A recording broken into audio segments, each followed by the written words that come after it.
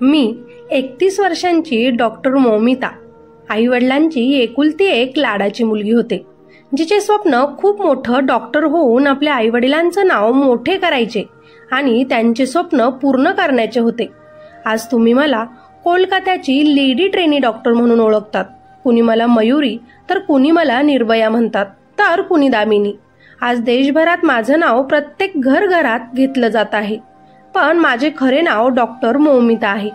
माझ्यावर तुम्ही सगळ्यांनीच दाखवलेलं प्रेम, माझ्या घरच्यांना तुम्ही दिलेला आधार बघून मला खूप बरं वाटलं आणि म्हणूनच मला तुमच्यापर्यंत पोहोचायचं आहे.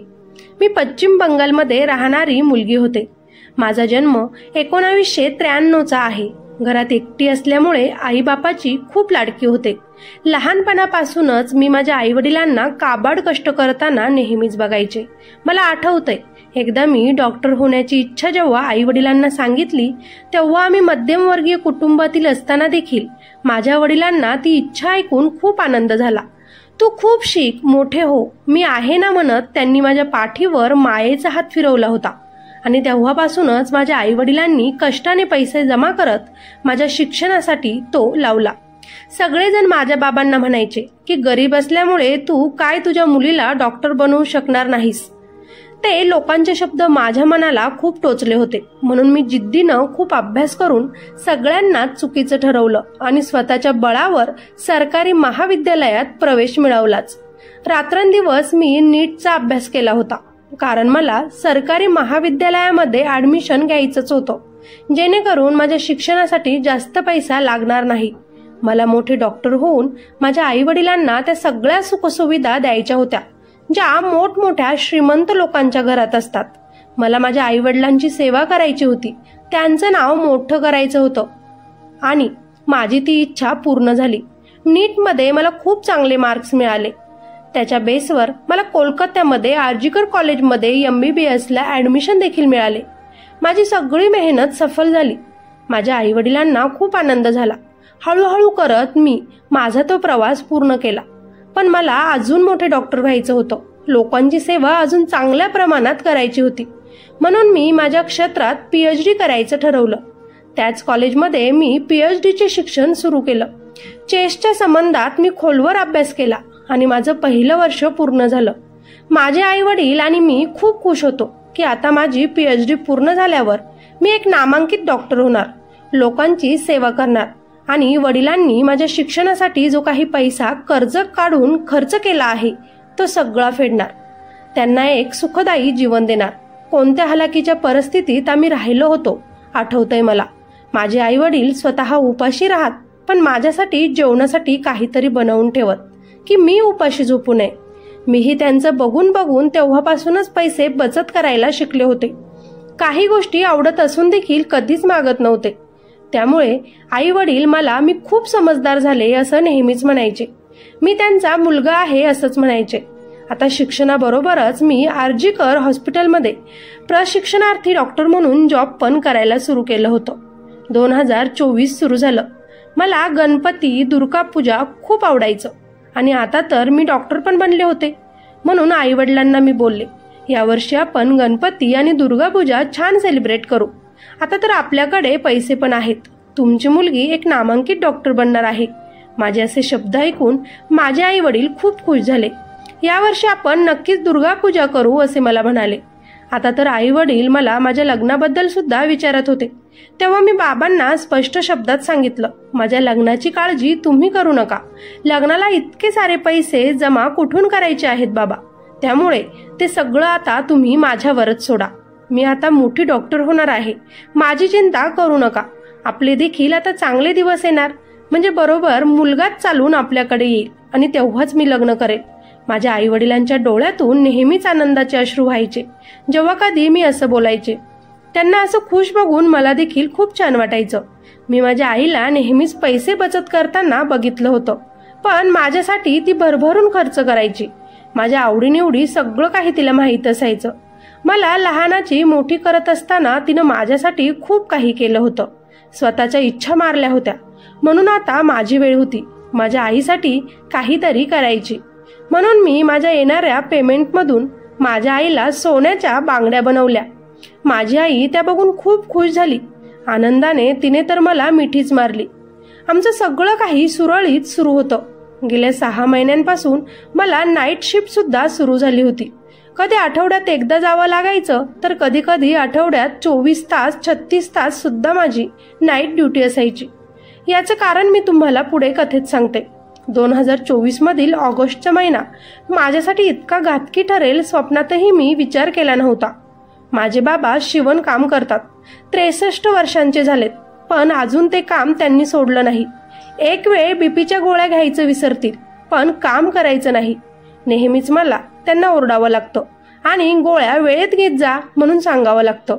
हसूनच माझे वडील मला म्हणतात, हो ग माझी आई, घेतो. आई पण नेहमीच मला म्हणायची, तू मुलगी नाही माऊ, आमची मुलगा आहेस. मी होतेच तितकी प्रेमळ. माझ्या नावातच प्रेम होतं. मी जेव्हा आमच्या महाविद्यालयात जायचे तर कधी ड्युटी करायचे, तेव्हा नेहमीच कानावर विद्यालयामध्ये चालणारे काळे धंदे यायचे. आमचे सिनियर डॉक्टर्स नेहमीच या विषयांवर कधीतरी कुजबुजत बोलत असायचे, पण मी या सगळ्या गोष्टींपासून स्वतःला खूप दूर ठेवलं होतं. हो, पण काही विद्यार्थ्यांसोबत जर अत्याचार होत असेल, एखाद्या पेशंटसोबत जर वाईट वागलं जात असेल, त्याच्याकडून एक्स्ट्रा पैसे घेतले जात असेल, तर मला मात्र ते खटकायचं आणि मी आवाज उठवायचे. आणि आमचे प्राचार्य संदीप घोष या गोष्टीवरून मला नेहमीच ओरडायचे. महाविद्यालयाचे प्राचार्य होते म्हणून त्यांना आम्हाला सगळ्यांनाच घाबरायला लागायचं. पण त्यांच्याबद्दल देखील मी खूप जास्त ऐकलं होतं. ते हॉस्पिटलमध्ये काय काय करतात हे सुद्धा मी ऐकून होते, पण कधीच मी आवाज उठवण्याचा प्रयत्न केला नाही, कारण मला या मोठ्या माणसांच्या नादी लागायचंच नव्हतं. हो, पण जेव्हा हॉस्पिटलमध्ये मेडिसिनचा बाजार सुरू असल्याचं माझ्या कानावर आलं, तेव्हा मला राहावलं नाही आणि मी बोलायला सुरू केलं. माझा आवाज कुठेतरी दाबण्याचा प्रयत्न केला जात होता. माझ्याकडून काम एक्स्ट्रामध्ये करून घेतलं जात होतं. मला आता तासन सुद्धा वाढवून दिले होते. मी माझं काम करून या गोष्टींकडे लक्ष द्यायला लागले होते. म्हणून मला कधी 12 तास, कधी 24 तास, तर कधी 36 तासही काम करावं लागलं आहे. आणि मी सुद्धा अगदी प्रामाणिकपणे माझं काम केलं. माझ्या वडिलांना मी या गोष्टी कधी कधी सांगायचे, पण ते मला म्हणायचे, माऊ, तू या गोष्टींमध्ये पडू नकोस. आपण गरीब आहोत. हे मोठे माणसे असतात, त्यांच्या हात खूप वरती असतात. तुझ्या मेहनतीवर पाणी फिरेल. आपण सर्वसामान्य माणसं आहोत. तुझं शिक्षण पूर्ण कर, नंतर आपण काय करायचं ते बघू. वडिलांचे शब्द बरोबर होते. इथपर्यंत येण्यासाठी मी खूप मेहनत केली होती. म्हणून मी गेल्या 6 महिन्यांपासून प्राचार्य आणि डिपार्टमेंटचा त्रास सहन करत होते आणि शांततेत फक्त आपलं काम करत होते. पण कदाचित माझ्यापासून या माणसांना धोका आहे असे त्यांना वाटले असेल आणि तेव्हापासूनच या लोकांनी काही प्लॅन सुरू केले असेल याची कल्पना मला अजिबातच नव्हती. कधी कधी माझी मैत्रीण आणि मी या विषयावर बोलायचो. आपल्या हॉस्पिटलमध्ये किती गैरकाम चालतात म्हणायचो, पण आम्ही बोलता बोलता नेहमीच शांत व्हायचो, कारण आम्हाला या गोष्टींमध्ये पडायचंच नव्हतं. आमच्या रुग्णालयात 2019 मध्ये संजय रॉय या माणसाची भरती झाली होती. तो माणूस आरजीकर रुग्णालयातील पोलीस चौकीत काम करत होता. तो 4-5 वर्षांपासून इथे काम करीत असल्याने आमच्या प्रत्येक विभागाबद्दल त्याला सविस्तर सगळीच माहिती होती. बऱ्याच पेशंटला तो बेड मिळवून देत असे. त्याचे त्याला पैसे देखील मिळायचे. पण या संजय रॉयची नजर मात्र खूप खराब होती. हॉस्पिटलमध्ये येणाऱ्या प्रत्येक स्त्रीकडे तो वाईट नजरेनंच बघत असायचा. त्याच्याबद्दल देखील आमच्यामध्ये चर्चा होत असे. पण तो आमच्या प्राचार्याचा खूप खास होता. त्यांच्यासाठी नेहमीच तो काम करायचा. म्हणून आम्ही त्याच्याबद्दल कधी कंप्लेंट करायचाही विचार केला नाही, कारण उगाच वादावाद नको. पण हो, हा संजय रॉय याची नजर खूप घातक होती. एखादी मुलगी त्याच्यासमोर असेल तर त्याची नजर तिला खायला उठायची. म्हणून अशा माणसापासून मी कोसो दूरच होते. त्याही दिवशी मी घरातून कामावर जायला निघाले, पण मला कधी वाटलंच नव्हतं की मी आज माझ्या घरातून शेवटचंच जात आहे. परत मला माझे आई वडील, माझे हे छोटेसे घर बघायलाही भेटणार नाही. कदाचित म्हणूनच मी माझ्या आईला, माझ्या बाबांना वेळेत गोळ्या द्यायचं बजावून सांगितलं. रोज येते म्हणणारी मी जाते म्हणून त्या दिवशी घरातून बाहेर पडले आणि प्रामाणिकपणे माझं हॉस्पिटलमधील काम करत राहिले. 8 ऑगस्टच्या दिवशी मी दिवसभर कामच करत होते. माझ्या पेशंटची काळजी घेत होते. आमच्या सेमिनार हॉल जवळ एका खोलीचं बांधकाम सुरू होतं. म्हणून वरती कुणाचेही ये जा जास्त नव्हती. आम्ही सगळेच वॉर्डमध्ये जमा होतो. 4-5 माझ्यासारखेच प्रशिक्षणार्थी डॉक्टर. आम्ही काही गोष्टींवर चर्चा देखील केली. त्यावेळी हा संजय रॉय सुद्धा तिथेच उपस्थित होता. माझ्याकडे तो एकटक बघत होता, पण मी त्याला नजरअंदाज केलं. त्याच्याकडे दुर्लक्ष करत माझे काम करत होते. काही वेळात मला नेहाळून तो तिथून निघून गेला. आम्ही पण जेवण केलं आणि सगळेजण त्याच्या कामाला निघाले. मी पण जरा फ्रीज होते, म्हणून रात्री आईला फोन केला. कारण जोपर्यंत मी आईला घरी फोन करत नाही तोपर्यंत आई बाबा जेवत नसतात. त्यांना मला सांगावं लागतं की मी जेवण केलं, तेव्हा तिथून पुढे त्यांचं जेवण होतं. माझ्याही आई वडिलांना त्या दिवशी काय माहिती की आपल्या मुलीशी झालेला आपला हा शेवटचाच संवाद राहील. आईनं फोन उचलल्याबरोबर मी तिला विचारलं, बाबा वेळेवर गोळ्या घेत आहेत का हे नक्की बघ. माझी काही काळजी करू नकोस, मी आत्ताच जेवण केलं. माझ्या वडिलांना उच्च रक्तदाबाचा त्रास आहे, त्यासाठी वेळेवर औषध घेणं त्यांना खूप गरजेचं आहे. त्यांची औषधं कधीच चुकणार नाहीत याची मी पुरेपूर काळजी घेत असते. मला आठवतंय, एकदा माझ्या बाबांची औषधं रात्रीच संपली. बाबांनी विचार केला की एका दिवसाने काय फरक पडतो, औषधं नाही घेतली तर उद्या सकाळी जाऊन औषधं आणेल. पण मी घड्याळात बघितलं, रात्रीचे 11 वाजले होते. मी तिथेच सगळ्यांची जेवणं थांबवून बाबांची औषधं आल्याशिवाय कोणीच जेवणार नाही असा सज्जड दमच दिला आणि इतक्या उशिरा माझ्या बाबांच्या औषधाची व्यवस्था मी केली. पण सध्या हॉस्पिटलमध्ये जास्त काम असल्यामुळे मला घरी जास्त लक्ष देता येत नव्हतं. आईलाच बळजबरीनं सगळं सांगावं लागायचं, तिला आठवण करून द्यावी लागायची, बाबांकडे लक्ष द्यायला सांगायला लागायचं. त्याही दिवशी सगळं न चुकताच मी तिला सांगितलं आणि माझा तो शेवटचाच फोन ठरला. आईसोबत बोलून मी पूर्ण फ्लोअरवर पेशंटकडे जाऊन त्यांचा चेकअप केला. माझी कामे पूर्ण केली आणि तिथून मी आराम करण्यासाठी आणि माझा पुढचा अभ्यास करण्यासाठी 3ऱ्या मजल्यावर सेमिनार रूम गाठला. पण मला तेव्हा माहिती नव्हतं की तिकडे जायला बंदी आहे. मला तर ते आत्ताशी समजतंय की शेजारी बांधकाम सुरू असल्यामुळे वरती कुणालाच जायला लावलं नव्हतं. मी तर गेले. 2-3 वाजेपर्यंत मी माझा अभ्यास केला. तेव्हा एक इंटर्न मला रिपोर्ट दाखवण्यासाठी आली. मी रिपोर्ट चेक केला आणि ती तिथून निघून गेली. मीही घड्याळात पाहिलं, रात्रीचे 3 वाजले होते. म्हटलं आता थोडासा डोळा लावावा, विश्रांती घ्यावी. 36 तास ड्युटीवर असल्यामुळे खूप थकवा जाणवत होता. एकीकडे पेशंटची सेवा करायच्या नादात स्वतःकडे लक्ष द्यायलाही मला जमत नव्हतं. दुसऱ्यांना जीवनदान देणारी मी स्वतःच्या जीवाकडे लक्ष द्यायला मला वेळच नाही. त्यामुळे पुस्तकं, डायरी बंद केली आणि सेमिनार हॉलमध्ये शांत डोळे लावून झोपले. इतक्या गाढ झोपेत गेले की सेमिनार हॉलमध्ये कोण येतं कोण जातं याकडे सुद्धा आता माझे लक्ष नव्हतं. आणि मग काय, पहाटेच्या सुमारास तो संजय रॉय दारू पिलेल्या अवस्थेत सेमिनार हॉलमध्ये आला. सेमिनार हॉलमध्ये कुणी आलंय हे सुद्धा मला तेव्हा समजलं नाही, कारण मी साखर झोपेत होते. तो आल्यानंतर खुर्चीवर बसायला लागला. तोच त्याची नजर माझ्यावर पडली आणि त्याच्यातील तो राक्षस जागा झाला. तो माझ्याजवळ आला आणि त्यानं माझ्या अंगाला स्पर्श केला.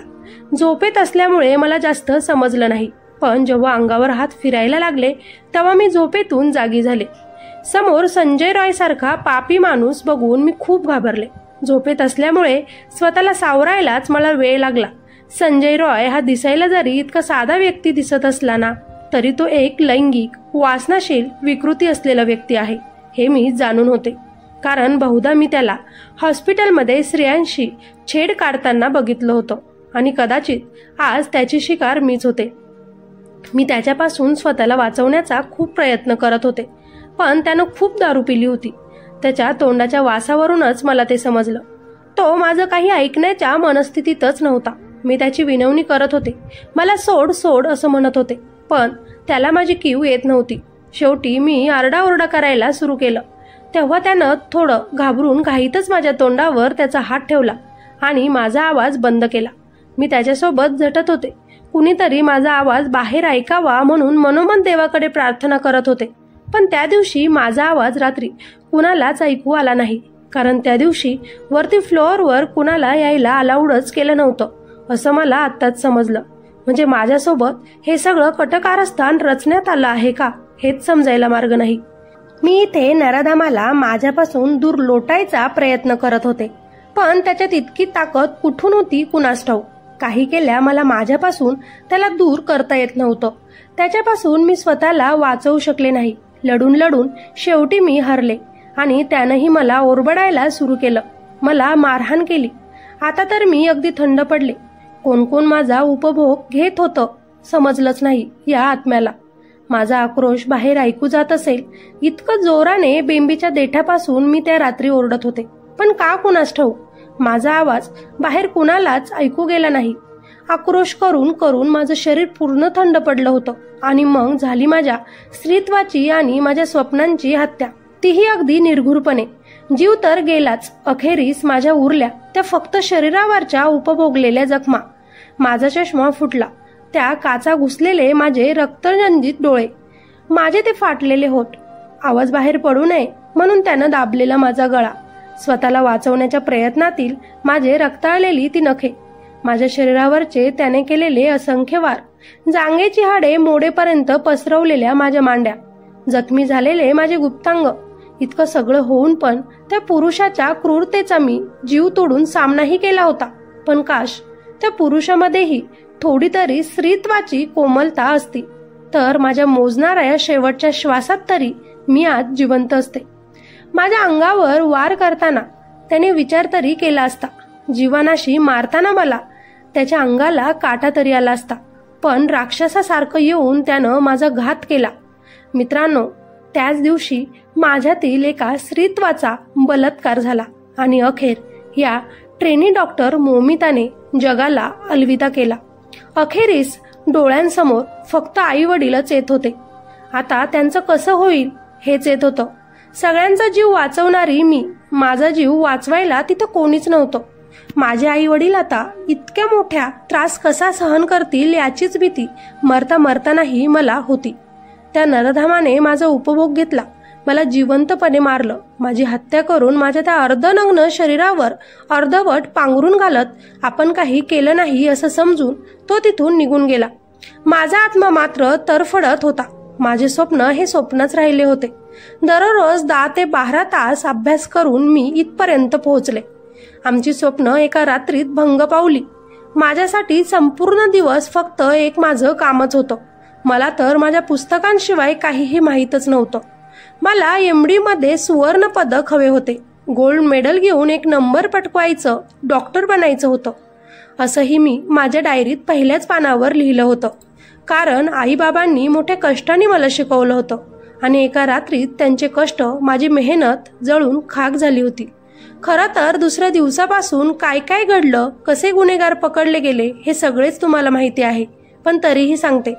दुसऱ्या दिवशी सकाळी माझ्या आत्महत्याचा फोन माझ्या घरी गेला. तुमच्या मुलीनं हॉस्पिटलमध्ये आत्महत्या केली असं सांगण्यात आलं. आई तर सगळं काही संपलं म्हणून रडायलाच लागली. बाबा तर काही विचार करायच्या मनस्थितीतच नव्हते. शेजारी राहणाऱ्या नातेवाईकांनी त्यांना सावरलं आणि हॉस्पिटलला घेऊन आलेत. धावतच येणारे माझे आई वडील त्यांच्या मुलीला शेवटचं बघायला तरफडत होते, तळमळत होते. पण माझ्या जन्मदात्यांनाही आत सोडलं जात नव्हतं. कारण आतमध्ये तर सुरू होता माझ्या हत्यारांचा पुरावे नष्ट करण्याचा कार्यक्रम. माझी आई विनवणी करत होती. मुलीला एकदा बघू द्या म्हणून रडत होती. पूर्ण 3 तासानंतर माझ्या आई वडिलांना मला बघण्याची परवानगी दिली. मुलीला जखमी अर्ध नग्न अवस्थेत बघणारे माझे आईबाप मात्र लगेच ओळखतात ही आत्महत्या नाहीच.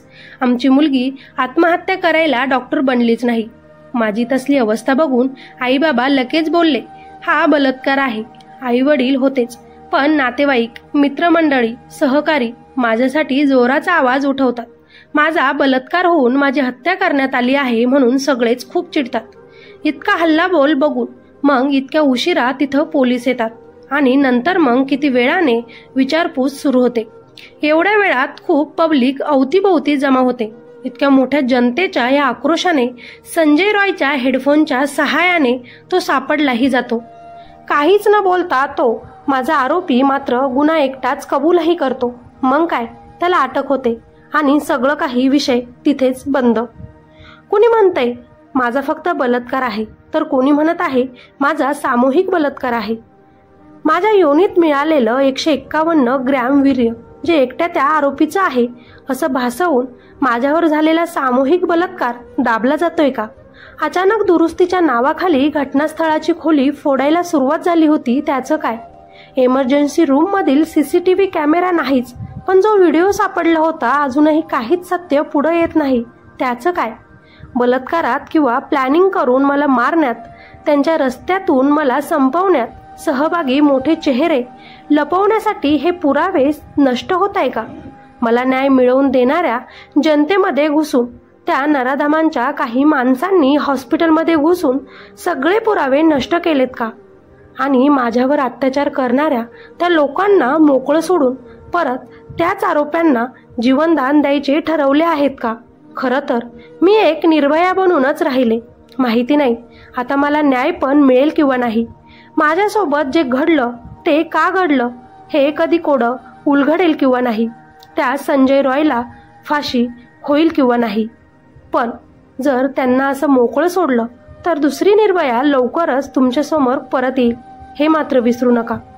जी कुणाची बहीण असेल, कुणाची मुलगी असेल, कुणाची सून असेल किंवा कुणाची बायको असेल, पण असेल तर ती एक स्त्रीच ना.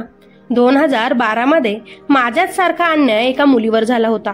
तिच्या आरोपींना 7 वर्षानंतर फाशीची शिक्षा झाली. खूप लेट न्याय तिला मिळाला. आमच्यासारखी दुसरी निर्भया नको असेल तर मला न्याय नक्की द्याल ना मला न्याय? माझ्या आईवडिलांना, त्यांच्या मुलीला व मला त्यांना परत भेटता येईल का? एक डॉक्टर बनून सगळ्यांची सेवा करायची ठरवलं होतं मी. सगळ्यांना एक देव म्हणून वाचवायचं ठरवलं होतं मी. पण स्वतःला वाचवण्यातच मी असफल झाले. मरणाला झुंज देत देत मी अखेरीस श्वास थांबवले आणि पुन्हा एकदा न सुटणारं कोडं बनून राहिले. जिवंत बनून लोकांची सेवा करून आयुष्य आनंदात जगायचं माझं एक स्वप्न अधुरच राहिलं. माझ्या हत्येचं, बलात्काराचं कोडं मात्र आता न सुटेनसं झालं. मी तीच ट्रेनी डॉक्टर बोलते आहे, डॉक्टर मोमिता, जी काही दिवसांपूर्वी तुमच्यातच होती. स्वतःची काहीच चुकी नसतानाही जीवन गमावून बसले. काश त्या लोकांना स्त्रीत्वाची जाणीव असती तर आज ही लेडी ट्रेनी डॉक्टर मोमिता जिवंत असती. माझे आई वडील लवकर या दुःखातून आता सावरत नाहीत, पण तरीही खंबीरपणे उभे राहून मला न्याय देण्याचा प्रयत्न करत आहेत. माझ्या बाबांना मी एकच मुलगी होते, पण आज जरी मी देवाकडे आले असले तरी तुम्हीच मुली आणि मुलं माझ्या आई वडिलांनी त्यांची मानली आहेत. एक मुलगी गेली म्हणून काय झालं? हजारो मुलं मुली त्यांना मिळाली. म्हणून माझ्या आई वडिलांची काळजी घ्या. माझे बाबा हे खूप स्वाभिमानी आहेत. ते कुणाचा पैसा घेणार नाहीत किंवा मदतही घेणार नाहीत, हे मला चांगलंच माहिती आहे, कारण त्यांना कष्टानेच सगळं आवडतं. आज त्यांची ही मुलगी त्यांच्याजवळ नाही, म्हणून माझ्या आई वडिलांचे तुम्हीच मुलं बना. त्यांना कधी गरज पडली तर नक्की साथ द्या. माझ्या आई वडिलांची मदत करा. मला न्याय मिळवून द्या आणि माझ्या आई वडिलांना सुद्धा सुखाने जगू द्या. मला माहिती आहे जोपर्यंत मला न्याय मिळणार नाही तोपर्यंत माझे आई वडील सुद्धा शांत बसणार नाहीत. आतमध्येच ते मरत राहतील. देव करो माझ्यासोबत जे काही घडलं ते कोणत्याच घरातील कोणत्याच मुलीसोबत घडू नये. कोणत्याच आई वडिलांपासून त्यांची मुलगी दूर होऊ नये. मी माझ्या आई वडिलांवर खूप प्रेम करते. त्यामुळेच मला सगळ्यात जास्त त्रास होत आहे की आज मी त्यांच्याजवळ नाही. इतक्या कठीण परिस्थितीत मी त्यांचे अश्रू पुसायलाही त्यांच्याजवळ नाही. मित्र आणि मैत्रिणींनो, मला न्याय द्या. आरोपींना शिक्षा द्या. माझ्यासाठी आवाज उठवा. माझ्या आई वडिलांना सावरा. त्यांची मदत करा. खरंच जरी मी नसले तरी तुम्हीच आता त्यांची मुलं बना. बस, बाकी आता मला काही नको. माझ्यासोबत असाल तर मला न्याय देण्यासाठी नक्कीच आवाज उठवा. कमेंटमध्ये नक्की सांगा, मला न्याय मिळेल ना? ही स्टोरी खरी आहे, कोलकात्याच्या लेडी डॉक्टरची आहे. तरीही माझ्या शब्दात सत्यकथेत लिहिण्याचा मी प्रयत्न केला आहे. तरी काही चुकलं असेल तर माफी असावी. कुणीही स्टोरी कॉपी करू नये. आपल्या स्टोरीतून त्या डॉक्टर मोमिता ताईंना भावपूर्ण श्रद्धांजली. सत्यमेव जयते.